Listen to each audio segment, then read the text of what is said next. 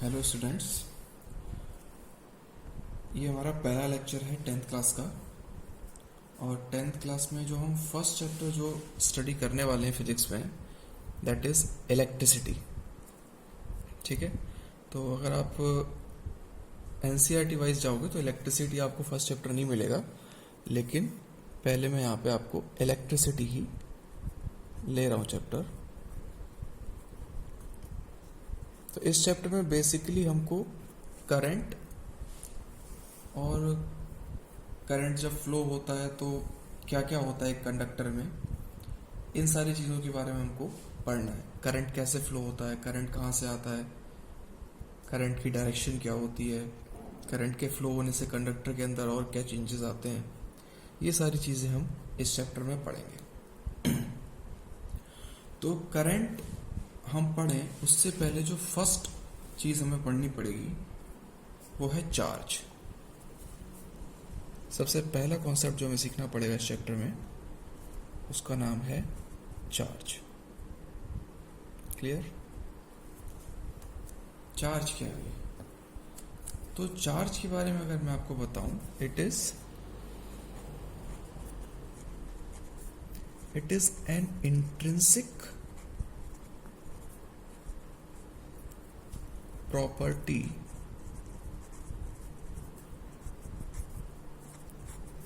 of an body, या हम object भी कह सकते हैं, बाय वर्च्यू ऑफ विच, या फिर ड्यू टू विच हम डायरेक्टली ले सकते हैं, due to which it experiences electrostatic force. ठीक है, जिसकी वजह से इलेक्ट्रोस्टैटिक फोर्स एक्सपीरियंस करता है।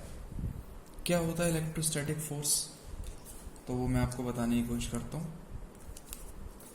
जैसे कि आपने देखा होगा, बहुत सिंपल सा एग्जांपल है। आप एक कॉम्ब लेते हो, कॉम्ब माने कंघा, और उसको आप रब करते हो। किसमें? ये तो आपने बहुत पहले एक्सपेरिमेंट किया है, अपने हेयर में रब करते हो। तो हेयर में रब करने के बाद आप देखते हो कि इस कॉम्ब को जब हम छोटे छोटे स्मॉल पेपर्स के पास ले जाते हैं, स्मॉल पीस ऑफ पेपर, तो ये कॉम्ब जो है वो इन स्मॉल पीस ऑफ पेपर को क्या कर देता है? अट्रैक्ट कर लेता है। ठीक है, अट्रैक्ट कर लेता है। ये चीज आपने देखी है। तो ये अट्रैक्शन क्यों हुआ? ये अट्रैक्शन हुआ क्योंकि कॉम्ब और हेयर को रब करने से क्या हुआ, कॉम्ब के जो कुछ इलेक्ट्रॉन्स थे वो हेयर में चले गए होंगे। ठीक है, जिसकी वजह से क्या हुआ, कॉम्ब के अंदर एक चार्ज आ गया, और उस चार्ज की वजह से स्मॉल पीस ऑफ पेपर्स को इसने अट्रैक्ट किया अपनी तरफ। ठीक है, तो चार्ज कौन सी प्रॉपर्टी हुई? चार्ज वो प्रॉपर्टी हुई जिसकी वजह से इन दोनों चीजों के बीच में इलेक्ट्रोस्टैटिक फोर्स लगा। क्लियर? तो चार्ज समझ में आया आपको? चार्ज को जो हम यूनिट प्रोवाइड करते हैं, यूनिट, चार्ज की यूनिट होती है कूलम। ठीक है, और चार्ज को हम रिप्रेजेंट करते हैं क्यू से, स्मॉल क्यू, या कहीं कहीं पे कैपिटल क्यू भी रिप्रेजेंट किया होता है। क्लियर? और कूलम को हम रिप्रेजेंट करते हैं सी से। आगे बात समझ में? तो एक कूलम कितना होता है, इसकी मैं आपको एक अंदाजा लगाने के लिए एक छोटा सा एक चीज बताता हूं, that charge Q of an electron is 1.6 into 10 to the power minus 19 coulomb. इतना चार्ज होता है एक इलेक्ट्रॉन में। क्लियर है? ये बात आगे समझ में आपको? तो चार्ज क्या है? चार्ज एक ऐसी प्रॉपर्टी जिसकी वजह से कोई भी मटेरियल, कोई भी ऑब्जेक्ट इलेक्ट्रोस्टैटिक फोर्स एक्सपीरियंस करता है। इलेक्ट्रो का मतलब है चार्ज की वजह से आ रहा है, जो है ना, इलेक्ट्रिसिटी, चार्ज, सारी चीजें आपस में कनेक्टेड है। और स्टैटिक का मतलब होता है रुका हुआ, ठीक है ना। तो यहाँ पे दोनों चीजें रुकी हुई थी, कॉम्ब और पेपर, और रुके रुके इसने आपस में एक दूसरे को अट्रैक्ट कर लिया। तो this is about the charge. Charge के बाद जो नेक्स्ट जो चीज आती है वो आती है आपकी current.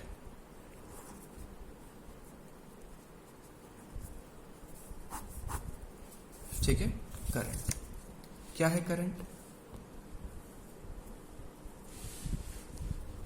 The rate of flow of charge, rate of flow of charge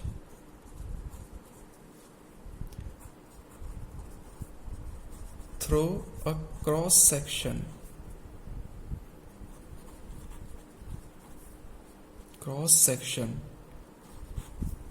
of a conductor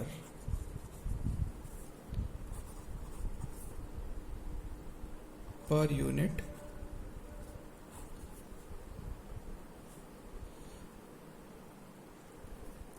per unit time में लिख के विद रेस्पेक्ट टू टाइम लिखते हैं, क्योंकि हमने ऊपर यहाँ पे रेट ऑफ फ्लो लिख दिया है ना। तो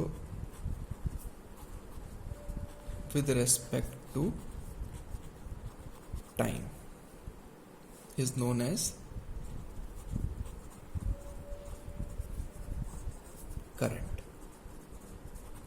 ठीक है, तो इसको समझिए। क्रॉस सेक्शन क्या है भाई? क्रॉस सेक्शन की एक सिंपल सी बात है, बताता हूं आपको। सपोज करो ये आपका कंडक्टर है, ये पेन जो है ये आपका कंडक्टर है, इसमें चार्ज यहां से यहां फ्लो कर रहा है, ठीक है। तो क्रॉस सेक्शन क्या होता है? क्रॉस सेक्शन होता है अगर यहां से और नीचे यहां तक चार्ज जा रहा है, तो ये जो एरिया है, इस एरिया को बोलते हैं हम क्रॉस सेक्शन। तो कोई भी ऐसा एक एरिया ले लो, बीच में से उठा लो एक पतली सी थिन एक एरिया उठा लो, यहां से एक शीट उठा लो, उसका जो एरिया है, उस एरिया में कितना चार्ज पर सेकेंड एंटर कर रहा है, that is the current. Clear? तो मैथमेटिकली अगर मैं इसको आपको समझाऊं, mathematically current is represented by I and its unit is ampere and unit is represented by A. So I can write I is equal to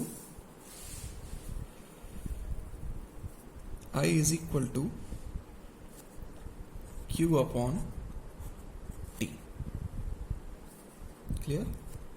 I is equals to Q upon T, यानी कि मैं इसकी unit को coulomb per second भी लिख सकता हूं, लेकिन एम्पियर साइंटिस्ट थे, उनके सम्मान में एम्पियर बोली जाती है इसकी यूनिट, और ए से रिप्रेजेंट करते हैं।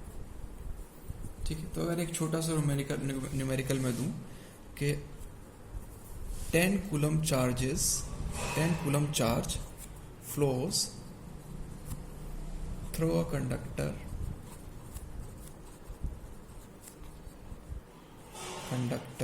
in 5 seconds, तो करंट की वैल्यू क्या होगी? तो I is equal to Q upon T is equal to 10 upon 2 is equal to 5 ampere.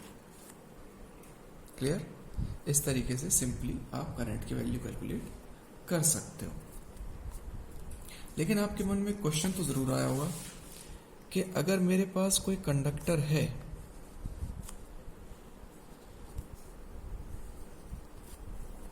और मैं ऐसा बोल रहा हूं कि इसके अंदर चार्जेस फ्लो हो रहे हैं, सपोज करो इलेक्ट्रॉन्स फ्लो हो रहे हैं।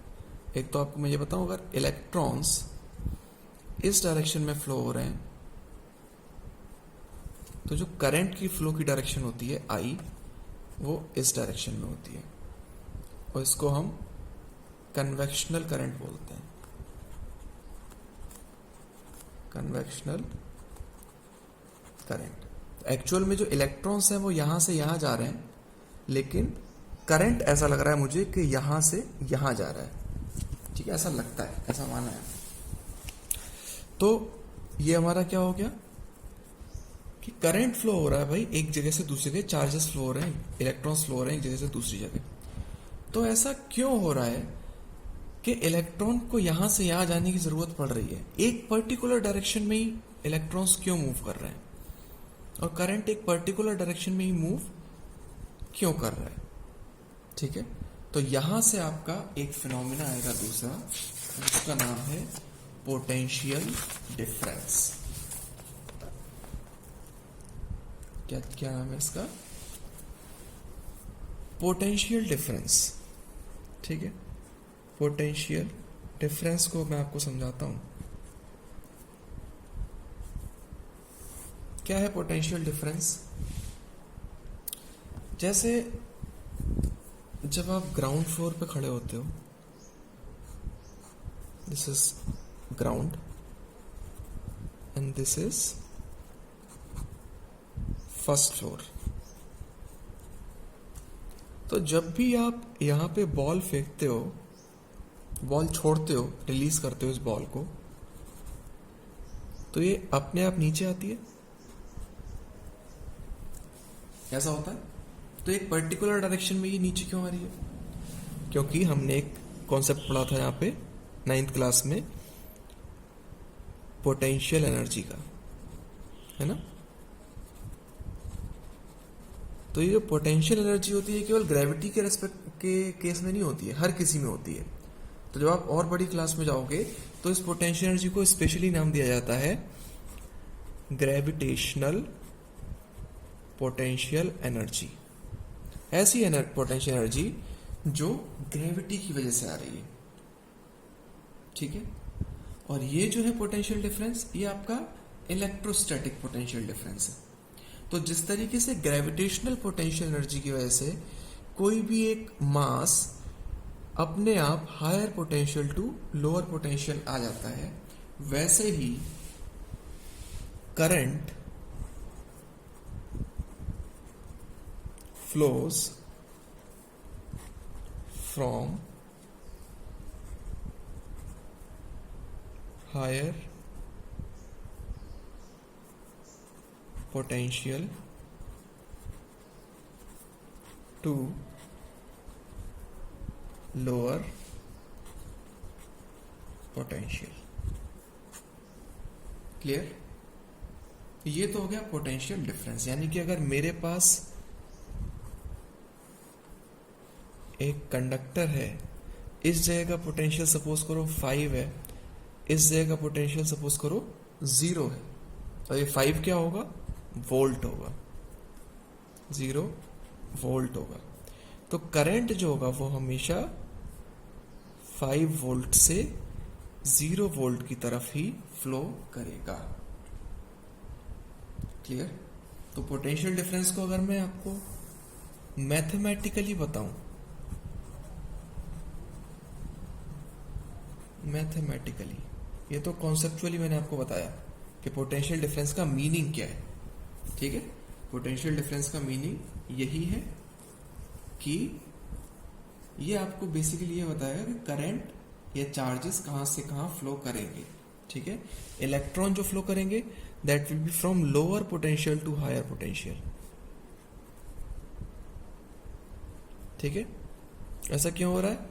क्योंकि चार्ज यहां पे जो है मेरे पास, चार्ज ये 2 टाइप का होता है। चार्ज, ये मैं आपको यहां पे बताना भूल गया, sorry. Charge is of 2 types. एक तो होता है आपका positive charge,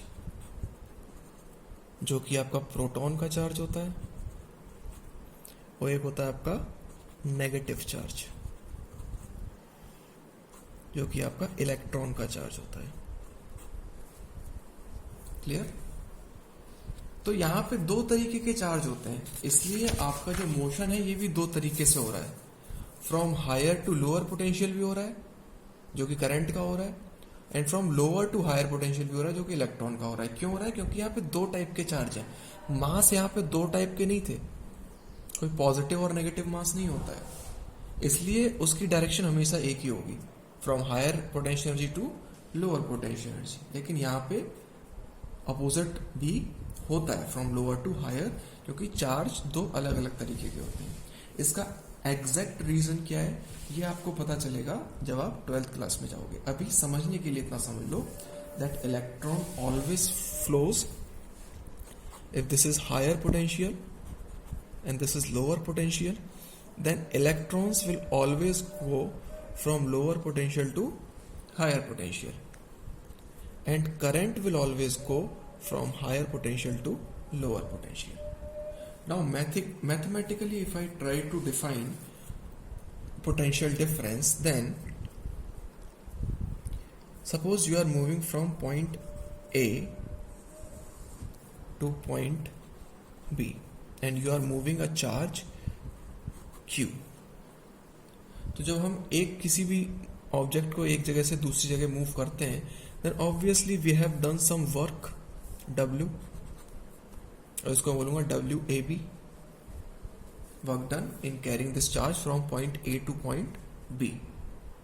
Clear?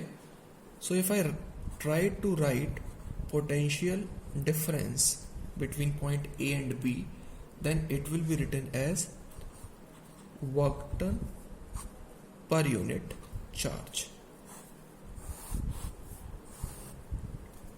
So suppose if I do 10 joule of work in carrying 2 coulomb of charge, then VAB will simply become 10 upon 2, which is 5 volt. इसको अगर मैं डिफाइन करूं language में तो क्या होगा? पोटेंशियल डिफरेंस क्या है? Work done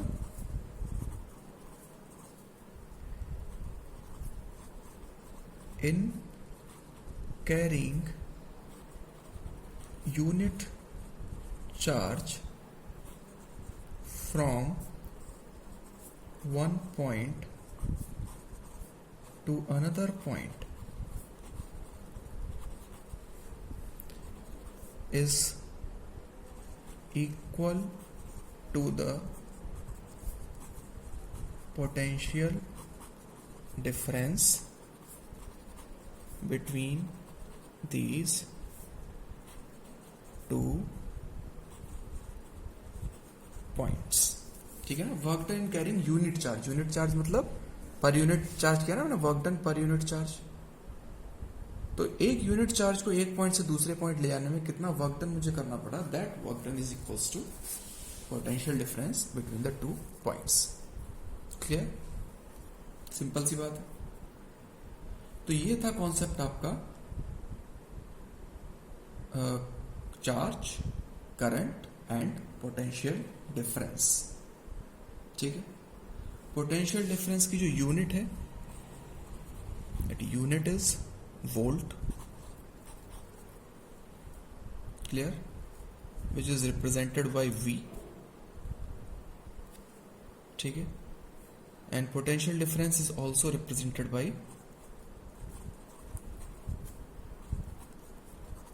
capital V. Clear? This is how the current flows from one point to another point because of the potential difference. ठीक है? तो ये क्लियर होनी चाहिए बात। तो पोटेंशियल डिफरेंस हमको मिलता कहां से? तो हमारे पास कुछ ऐसे हमारे पास चीजें होती हैं जो हमें पोटेंशियल डिफरेंस प्रोवाइड करती हैं, जैसे कि सेल जो आपका घड़ी वाला आता है वो नॉर्मली 1.5 वोल्ट का होता है। सेल हो गया, बैटरी हो गई, ये सारी जो चीजें हैं ये हमको पोटेंशियल डिफरेंस प्रोवाइड करती हैं। Combination of cells is basically known as battery. बहुत सारे सेल्स को मैं आपस जोड़ दूं तो वो बैटरी बन जाता है। क्लियर? तो ये है आपका एक छोटा सा बेसिक्स इस चैप्टर के लिए। क्लियर?